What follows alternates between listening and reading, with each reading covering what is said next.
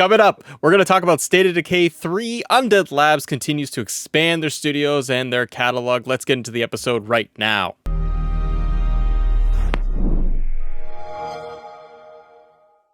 Ladies and gentlemen, welcome to Xbox, eh? I'm Matt. It's Court. It's a snowy day here in Canada. Isn't it, Court? Oh, that's an understatement, isn't it? Yeah, like a lot. Like, it's like a hefty guy. It's crazy out. It's really, really bad. And today was the day the children would go to school, and they're not, and it's a whole thing. And anyways. You know what? Going tubing. Gonna have a great time. But what do you want to talk about today?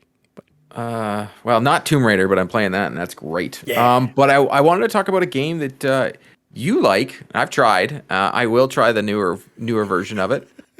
It's true. State of Decay 2 developer, Undead Labs.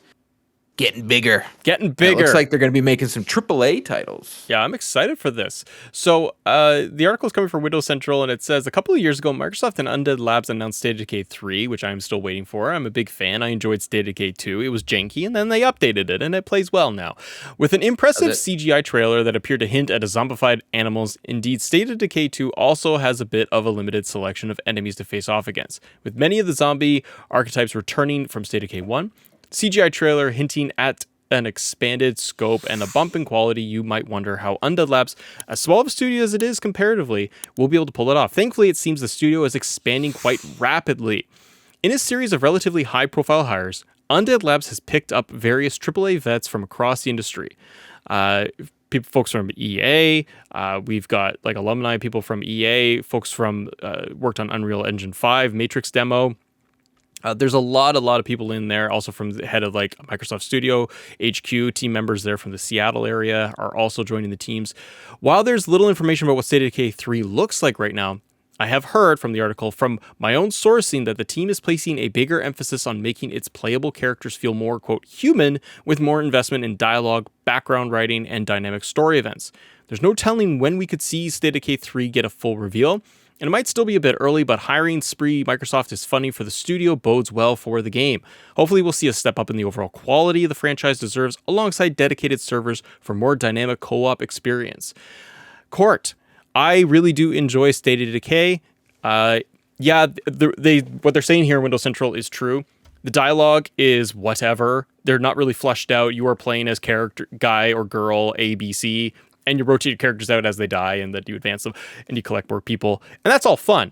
But if they are going to be able to expand this thing, put in more resources, more emphasis in it, polish it up, give more dialogue, I am in, and I think that State of Decay, I'm hopeful State of Decay 3 could be one of those sleeper games that people are like, it's on Game Pass, and they go, oh yeah, I guess it's good, and it's that gobstopper they can go back to.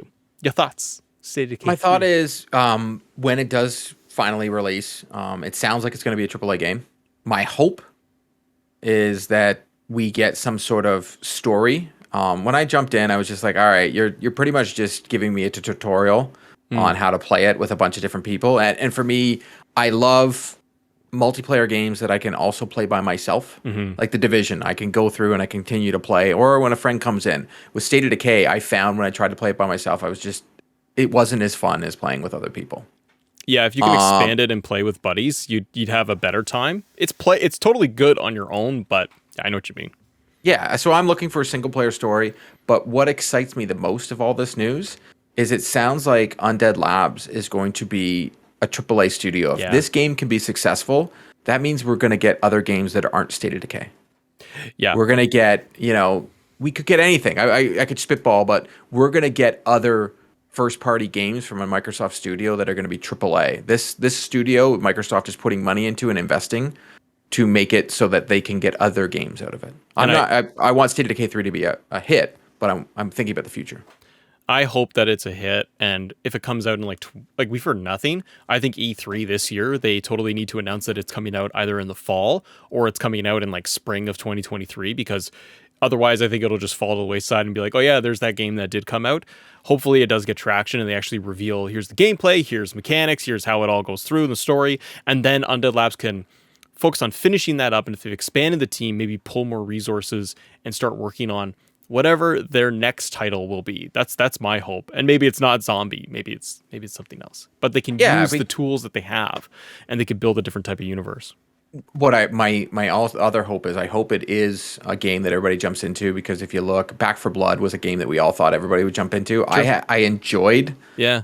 playing it, but once again, only could be played with other people. Correct. I felt you could not play that game by yourself. So I truly think for State of Decay 3 to be very, very successful, you need to have it, even though they have the install base on Game Pass, you need to have it so either there's the hook or you have it so you can play it by yourself. Because a game like Extraction is coming out, and we'll see if it flops. Siege did decent at first, but then became a cult Became classic. a monster. Yeah. Yeah, so I'm wondering about Extraction, because it seems that even these multiplayer games coming to Game Pass don't always hit. Yeah, So and we'll see. I know we'll see, and I think that they do. I think you make a good point that like, does Microsoft? It's kind of a question. Is like, does Microsoft? They're trying to cater to so many different audiences, which is great for wide variety of games. But do you think maybe they bank too much on like, hey, here is a multiplayer only centric game, and here you go, like Back for Blood didn't resonate with me. Excited for it. There's a lot of hype behind it. Played it, went online, did a bit, and I was like, okay, bye, because I don't want to always play online with people. Or maybe you like to be able, I'm like you though, I'm like a single player experience guy, and then jump into like the Division.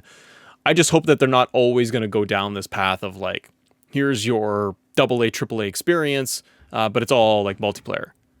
You gotta Yes. play with So we'll see what happens. And that was my problem with State of Decay 2. I had a great time when I was playing with some friends, but when I wasn't, yeah, I just didn't care to play the game at all. Let us know in the comments below. What do you think of State of Decay 3? Are you excited for it? When do you think that the game will come out? Thanks for watching. We'll see you on the next episode. Bye. Bye.